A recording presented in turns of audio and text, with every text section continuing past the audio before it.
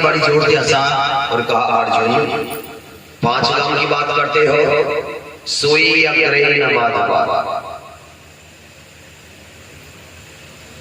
मैं आपको सोई के बराबर भूमि नहीं दूंगा।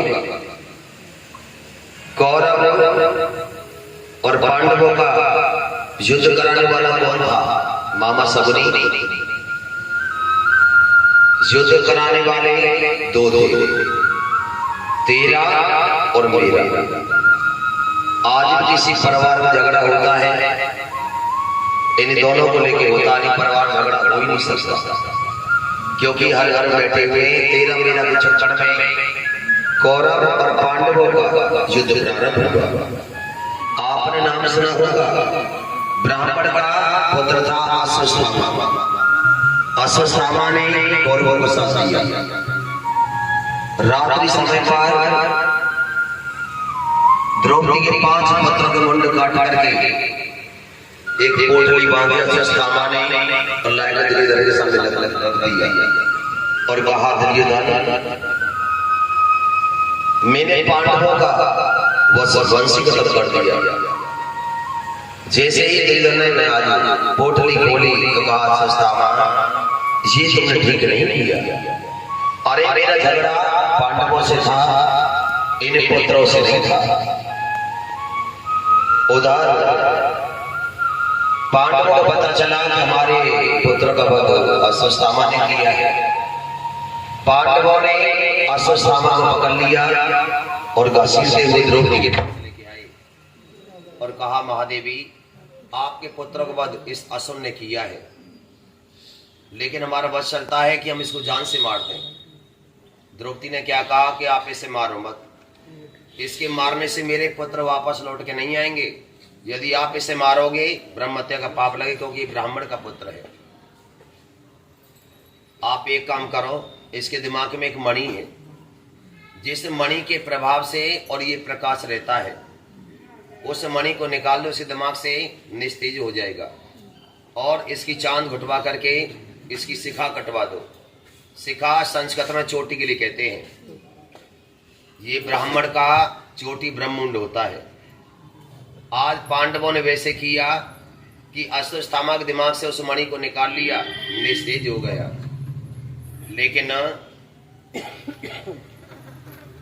चांद घुटवा करके चोटी कटवा दी, धक्का मार के बाहर निकाल दिया। अब तो ये बड़ा बड़ा तो हो जा रहा है, पांडवों आपने ये सही नहीं किया, आपने मेरा अपमान किया है, लेकिन मैंने आपका वंश खत्म कर दिया। उधर पांडवों ने जब अश्वत्थामा का अपमान कर दिया, ये कथा में ज्ञान दे रही है, संत हो, ब्राह्मण हो, महात्मा हो, इनका अपमान हो जाए मृत्यु समान होता है। हमने किसी को मार दिया, मरने वाला चला गया, उसे क्या पता पीछे क्या हो रहा है यहाँ पर, लेकिन जब जब ये जिएंगे तब तब इनको याद आएगा हमारा वहां अपमान हुआ था। आज पांडवों ने वैसे किया कि अश्वत्थामा के दिमाग से मणि को निकाल लिया, निस्तेज हो गया। चांद घुटवा के धक्का मार के बाहर निकाल दिया। उधर आपने नाम सुना होगा, अर्जुन का पुत्र था अभिमन्यु। अभिमन्यु का विवाह हुआ, अभिमन्यु की पत्नी का नाम था उत्तरा। लेकिन अभिमन्यु को शादी के अगले दिन पांडवों ने युद्ध के लिए भेज दिया।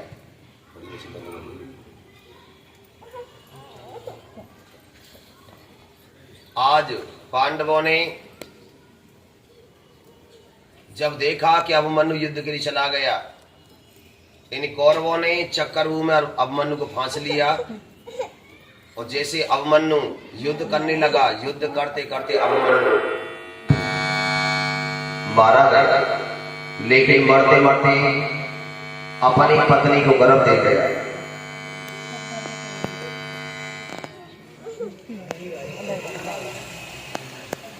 बोलो नारायण भगवान की जय।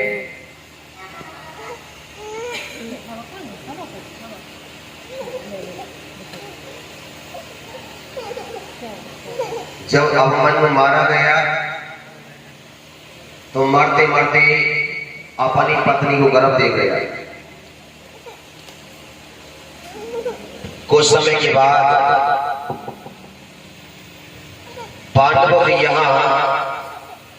एक पुत्र का जन्म हुआ, लेकिन पुत्र बड़ा अजीब है। जो भी देखने के जाता है उसी की ओर देखते ही चला जाता है।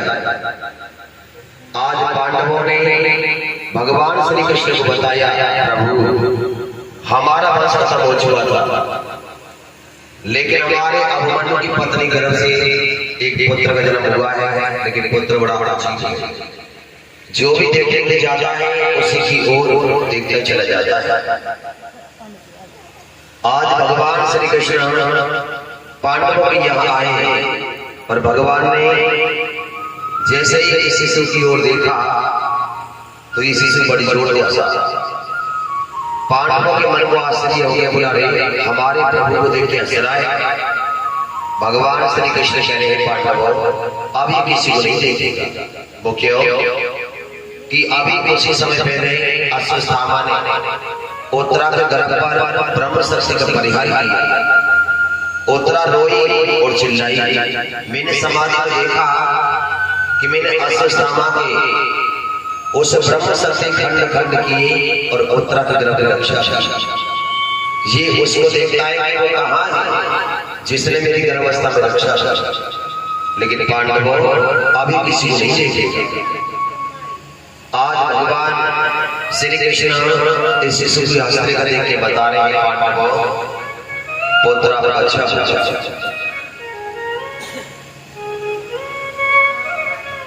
अपने से बड़ों का आदर सत्कार सम्मान करेगा, गौ ब्राह्मण संतों की बड़ी सेवा करेगा।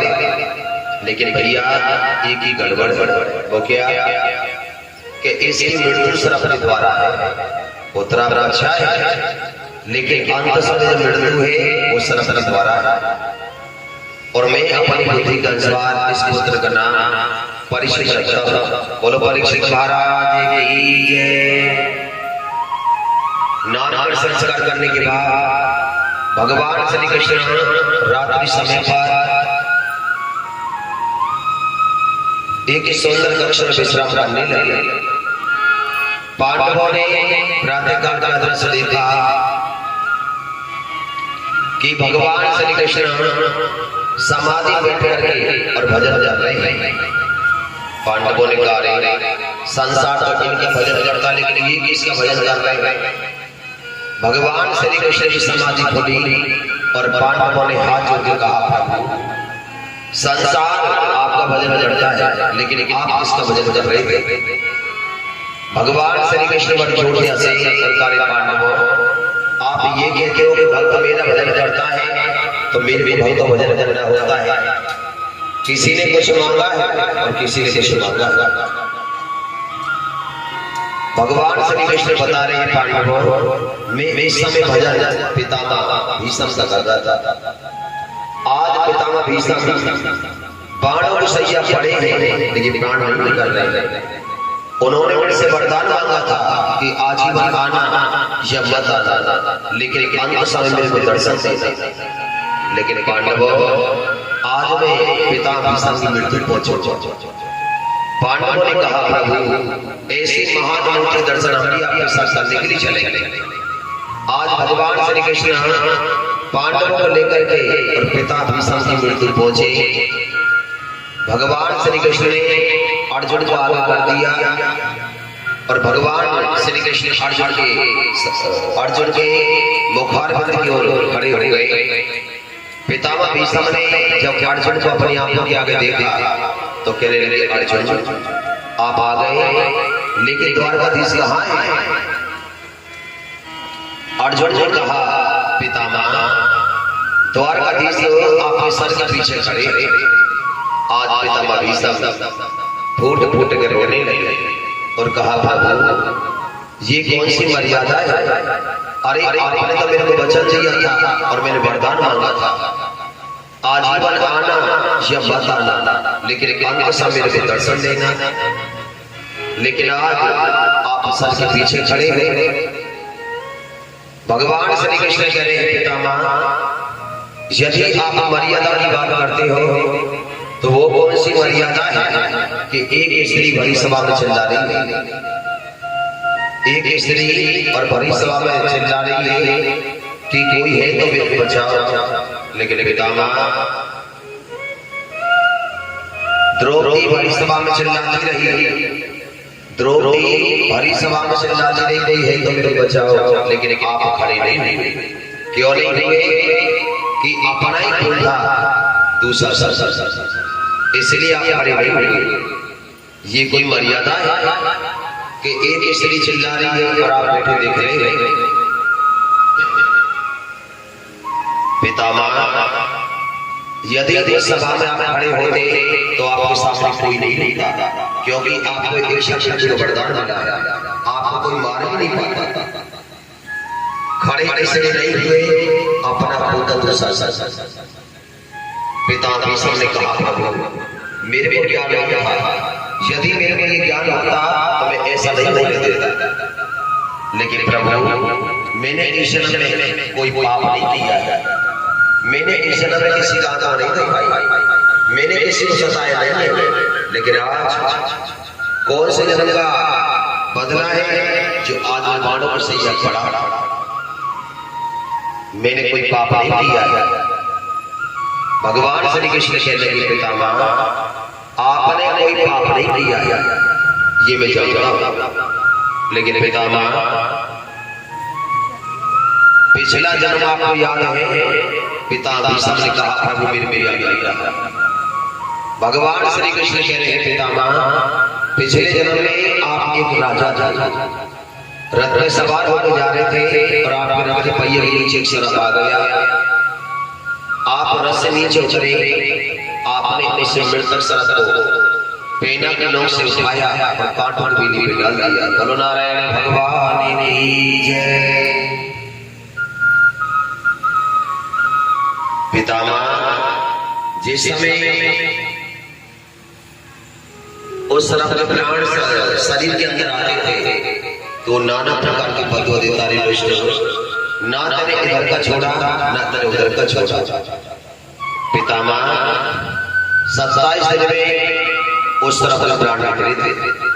पिछले जन्म का बदला आपको इस जन्म में पूरा करना पड़ा है, लेकिन अब कोई कष्ट नहीं होगा। अब मैं आ गया, आप चिंता मत करो।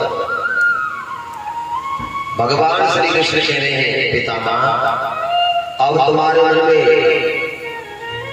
जो भी जिज्ञासा है प्रकट कर ली। पिता भीष्म ने कहा प्रभु मेरी अंतिम इच्छा है, वो क्या कि एक बार मेरी माता गंगे का मेरे सामने प्रकट करे और मैं प्यासा हूं। भगवान श्री कृष्ण ने अर्जुन को इशारा किया और कहा अर्जुन इनकी माता गंगे को इनके सामने एक बार प्रकट कर। जैसे ही अर्जुन ने पृथ्वी माता में बाण मारा, बाण के लगते ही उसी समय वहां गंगे मैया प्रकट हो गई। बोलो गंगे मैया की जय।